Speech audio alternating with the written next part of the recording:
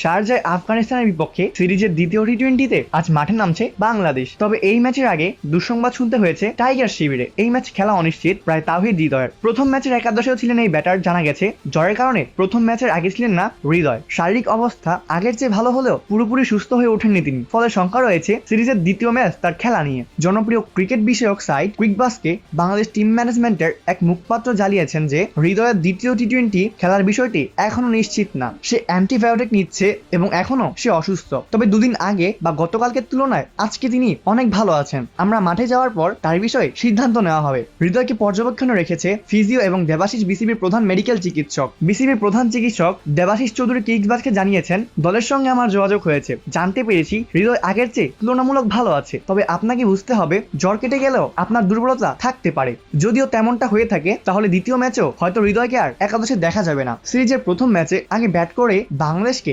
152 রানের টার্গেট দিয়েছিল আফগানিস্তান। রান তাড়ায় তামিম ইমনের 50-তে 109 রানের ওপেনিং স্ট্যান্ড করে টাইগাররা। এরপর ব্যাটিং দোষ আসলেও শেষ পর্যন্ত সোহান এবং রিশাদের কার্যকরী টর্নেডো ব্যাটিংয়ে 4 উইকেটে জয় পায় বাংলাদেশ ক্রিকেট দল। তো আজকে আবার সিরিজের দ্বিতীয় ম্যাচে মাঠে নামছে বাংলাদেশ এবং আফগানিস্তান। অপূর্ব দাস, লেভাস নিউজ।